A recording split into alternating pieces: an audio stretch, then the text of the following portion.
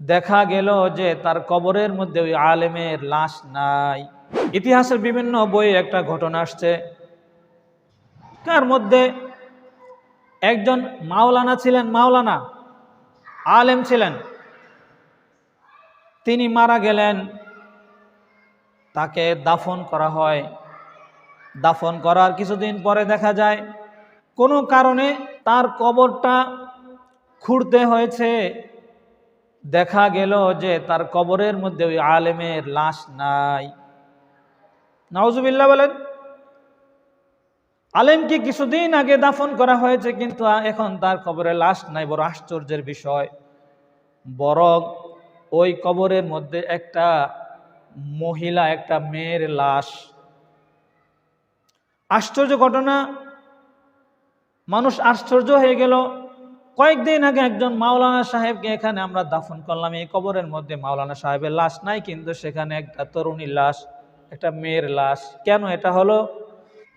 ঘটনাক্রমে যেদিন সেই কবরটা খোলা হয়েছে, সেদিন ওইখানে একটা লোক ছিল যার বাড়ি ওই মেয়েটার বাড়ির পাশে। সে ওই মেয়েটাকে চিনে। ওই মেয়েটার বাড়ি ছিল ফ্রান্সে। ফ্রান্সের মেয়ে সেখান থেকে মক্কার মধ্যে এখানে এক মাওলানা সাহেবের কবরের মধ্যে কিভাবে চলে আসলো, আশ্চর্য ব্যাপার। এবার ফ্রান্সের ওই লোকজন যে মহিলাটাকে চিনে, সে বলল, এই মেয়েকে আমি চিনি, এই মেয়ে আমার বাড়ির পাশে, তো খ্রিস্টান এ মুসলমানের কবরে কিভাবে আসলো? এবার সবাই বলল, তাহলে ব্যাপারটা কি করা যায়, কেমন হয়ে গেল? ফ্রান্সের ওই লোক বলতেছে, এই মেয়ে তো কিছুদিন আগে মারা গেছে, আমি তাকে চিনি, তাকে তো দাফন করা হয়েছিল ফ্রান্সের মাটিতে, সেখানে কিভাবে আসলো? এবার সে চিন্তায় পড়ে গেল এবং সে বলল, আমি তাহলে ফ্রান্সে গিয়ে দেখব, খোঁজ নেব তার কবরের মধ্যে কে আছে, খালি নাকি অন্য কিছু আছে। এবার সেই লোক ফ্রান্সে যাওয়ার পর ঘটনা সবাইকে বলে, তার কবরটা খুলছে। খুলে দেখে যে ওই কবরের মধ্যে মাওলানা সাহেবের লাশ। নাউজুবিল্লাহ। ব্যাপারটা কত আশ্চর্যজনক! মুসলমানের কবরে, মাওলানা সাহেবের কবরে একজন খ্রিস্টানের লাশ চলে আসছে। মুসলমানের দেশের মধ্যে খ্রিস্টানের লাশ চলে আসছে, আর অমুসলমান খ্রিস্টানের কবরের মধ্যে মুসলমানের লাশ চলে গেছে। নাউজুবিল্লাহ। সবাই এবার চিন্তা করলো, ব্যাপারটা কেন এরকম হয়ে গেল, একটু খোঁজ খবর নেওয়া দরকার। খোঁজ খবর নিল, ওই মেয়ের পরিবারকে জানানো হলো যে মেয়ের লাশ তো তোমরা যেখানে দাফন করেছো সেখানে নাই, মক্কার জমিনে চলে গেলে, এরকমটা কেন হয়ে গেল? মেয়ের পরিবার জানালো, মৃত্যুর আগে আগে সে যখন হায়াতে বেঁচে ছিল, তখন সে ইসলামের বিধিবিধানগুলোকে ভালোবাসতো, পছন্দ করত। হয়তোবা এজন্য এরকম কোনো ঘটনা ঘটতে যেতে পারে। উপস্থিত ওই লোক চিন্তা করলো, হ্যাঁ, এরকম হয়ে যাইতে পারে। এবার কিছু লোক এই বিষয়টার একটা রহস্য উদ্ঘাটনের জন্য যারা যোগাযোগ করছে, তারা বলল, এই মাওলানা সাহেবের লাশ তাহলে ওই ফ্রান্সে কেন গেল, এবারও একটু খোঁজ খবর নেওয়া দরকার। এবার কিছু লোক মাওলানা সাহেবের বাড়িতে গেলেন, গিয়া তার ফ্যামিলির কাছে খোঁজ খবর নিলেন। সবাই বললেন, তিনি তো মাওলানা সাহেব আলেম, তিনি তো মাদ্রাসায় পড়াশোনা করেছেন, ইসলামের পথে জীবনযাপন করেছেন, এরকমটা তো তার হওয়ার কথা না, তাহলে কেন এমন হলো? এবার সবাই চিন্তা করতে লাগলো, খোঁজাখুঁজি করতে লাগলো। শেষমেশ তার স্ত্রীকে জিজ্ঞাসা করলো উপস্থিত লোকজন, স্বামীর অনেক গোপনীয় বিষয় থাকে যেটা স্ত্রী ছাড়া কেউ জানে না, ঠিক কিনা বলেন? এবার তারা স্ত্রীকে জিজ্ঞাসা করলো যে আপনার স্বামীর বিষয়টা একটু আমাদেরকে বলেন, এরকম কেন হয়ে গেল? আপনার স্বামীর সব বিষয়গুলো তো আপনি জানেন।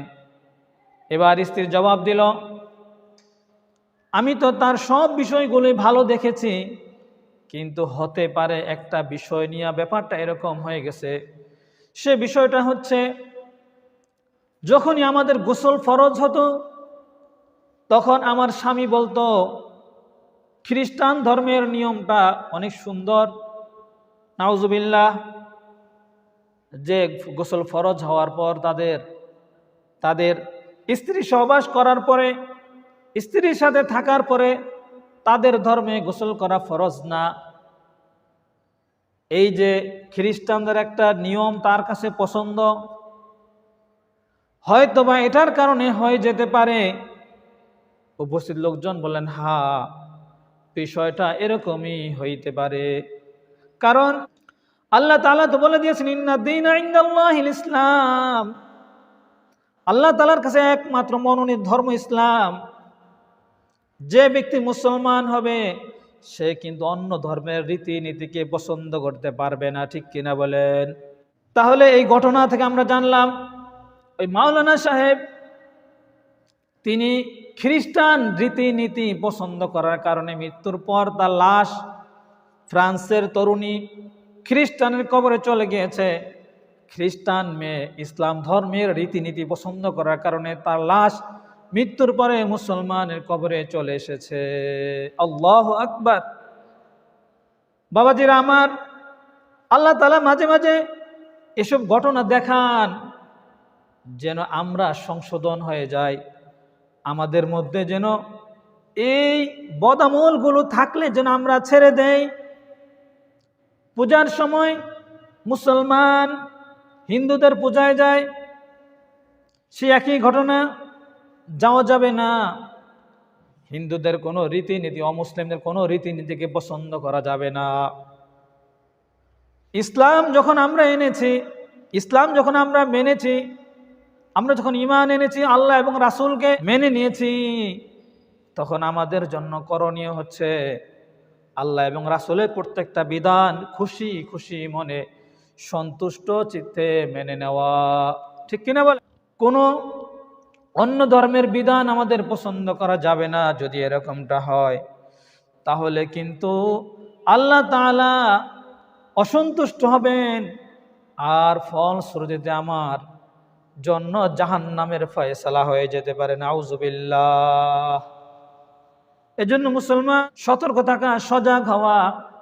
অনেক মুসলমান আছে নামাজ পড়ে, হজ করে, যাকাত দেয়, টুপিও পরে, পাঞ্জাবিও পরে, ঈদের নামাজও পড়ে, মাঝে মাঝে জুমার নামাজও পড়ে, আবার কিন্তু হিন্দুদের পূজাকে শুভেচ্ছাও বলে। আছে না নাই? মুসলমান হিন্দুদের পূজায় কিভাবে শুভেচ্ছা জানায়? শুভেচ্ছা জানানোর অর্থ হচ্ছে, হ্যাঁ তোমাদের পূজা ভালো, এটার জন্য আমার পক্ষ থেকে শুভকামনা, নাউজুবিল্লাহ। কোন মুসলমান অন্য ধর্মের ধর্মীয় উৎসবে তাদেরকে শুভেচ্ছা জানাতে পারে না, ঠিক কিনা বলেন? এই জন্য ভাই খুব সাবধান। তাদের সাথে আমাদের সুসম্পর্ক থাকবে, কিন্তু তাদের ধর্মকে, তাদের কুফরি কাজকে, শিরকি কাজকে, ভালো কামনা, এগুলোকে ভালো বলা, যে হ্যাঁ ভালো, শুভেচ্ছা, চলো, এরকম বলা যাবে না। তারা তাদের ধর্ম করবে, সে একজন হিন্দু তার ধর্ম পালন করবে, খ্রিস্টান কোনো সমস্যা নাই, তার ধর্ম সে পালন করবে। সে একজন বৌদ্ধ, সে তার ধর্ম পালন করবে, কিন্তু সেটাকে ভালো বলা এটা মুসলমান করতে পারে না। সে তার ধর্ম পালন করবে, এখানে কোনো অসুবিধা নাই। এজন্য মুসলমান সাবধান। হিন্দুদের পূজায় যাওয়াও নিষেধ, তাদের পূজা থেকে কিছু কিনাও নিষেধ, কিন্তু মুসলমান এগুলো মানে না। যখন আমাদের দেশে কোনো উৎসব আসে, 21শে ফেব্রুয়ারি আসে, 26শে মার্চ আসে, এই আগামী মাসে 16 ডিসেম্বর আসে, 31st নাইট আসে, যত রকম উৎসব আসে, এগুলোতে দেখা যায় মুসলমান অন্য ধর্মের ধর্মীয় রীতিনীতি অনেকগুলো সে আমল করে, অনেকগুলোতে সে অংশগ্রহণ করে এবং উৎসব পালন করে। দেশীয়, আমাদের দেশ সংক্রান্ত 16 ডিসেম্বর, মহান বিজয় দিবস, 26শে মার্চ, এরকম আরো যত দিবস আছে, এগুলো আমরা পালন করব, কিন্তু অন্য ধর্মের পদ্ধতিতে নয়। আমি অনেক ছেলেদের সাথে আলাপ করেছি, পহেলা বৈশাখ সহ বিভিন্ন অনুষ্ঠানে ছেলেরা ওই অনুষ্ঠানগুলোতে যায় মেয়েদের সাথে ঘষাঘষি করার জন্য, নাউজুবিল্লাহ, মেয়েদের থেকে মজা নেওয়ার জন্য, নাউজুবিল্লাহ। এর জন্য মুসলমান তার যাবতীয় ধর্ম, তার যাবতীয় কাজকর্মের মধ্যে ধর্মের রীতিনীতি মেনে তারপরে পালন করবে, কোনো অসুবিধা নাই। আমাদের সব আমলগুলো, সব কাজের মধ্যে আমরা আমাদের ইসলাম, আমাদের নবীর সিস্টেম, আল্লাহ তাআলার পছন্দনীয় পদ্ধতিগুলো চালু রেখে আমরা আমাদের সব কাজ করতে পারবো, কোনো নিষেধ নাই। ইসলামের মধ্যে যে হাসি তামাশা নাই এরকম না, আনন্দ ফুর্তি নাই, বিষয়টা কিন্তু এরকম না। আমরা আলেম ওলামার সাথে যোগাযোগ করে সম্পর্ক রেখে সুন্দরভাবে আমরা সব কাজগুলো করে যাব, ইনশাআল্লাহ দুনিয়ার কাজগুলো আমাদের হয়ে যাবে, আল্লাহ তাআলার পছন্দনীয় আমল পালন হয়ে যাবে, আল্লাহ তাআলার রাজি খুশিও আমাদের জন্য আল্লাহ তাআলার পক্ষ থেকে হয়ে যাবে ইনশাআল্লাহ। এটা সম্ভব, অসম্ভব কিছু না ভাই। 21শে ফেব্রুয়ারি পালন করবো আমরা, কোনো সমস্যা নাই। আমরা পয়লা বৈশাখ পালন করব, কিন্তু অন্য ধর্মের পদ্ধতিতে নয়, আমাদের ধর্মের পদ্ধতিতে করবো ইনশাআল্লাহ। আমরা আমাদের যাবতীয় কাজে যখন ইসলামকে ফলো করব, তখন আমাদের দেশে ইনশাআল্লাহ আর করোনা আসবে না। আমাদের দেশে তখন খাদ্যদ্রব্যের দাম বাড়বে না। আমাদের দেশে তখন রক্তারক্তির এই সিস্টেম, সংস্কৃতি বন্ধ হয়ে যাবে ইনশাআল্লাহ। আমরা যখন পরিপূর্ণ ইসলাম মেনে চলব, আমাদের দেশে ব্যাপকভাবে মানুষ হতাহত হচ্ছে, মানুষ মারা যাচ্ছে, কত রকম অন্যায় অবিচার হচ্ছে, জুলুম হচ্ছে, একজন আরেকজনকে ঠকানোর জুলুমের যত সিস্টেম, সব পদ্ধতি ইনশাআল্লাহ বন্ধ হয়ে যাবে। এজন্য ভাই আমাদেরকে এই বিষয়গুলোতে স্মরণ রাখা চাই। আমরা যদি সব কাজে ইসলামের অনুসরণ করতে পারি, সব কাজগুলোতে যদি আল্লাহ তাআলা যেটা বলেছেন, ইয়া আইয়ুহাল্লাযীনা আমানু দুখুলু ফিস-সিলমি কাফাহ, ইসলামের মধ্যে তোমরা পরিপূর্ণ প্রবেশ করো, সব কাজের মধ্যে আমরা যদি ইসলামকে রেখে করতে পারি, তাহলে ইনশাআল্লাহ দুনিয়ায় আমরা ক্ষতিগ্রস্ত হব না এবং আমাদের জান্নাতের মালিকানাও হারিয়ে যাবে না। আল্লাহ আমাদেরকে আল্লাহ তাআলা হুকুম সব জায়গায় সুন্দরভাবে মেনে চলার জন্য কবুল করুক, তৌফিক দিক, আমিন।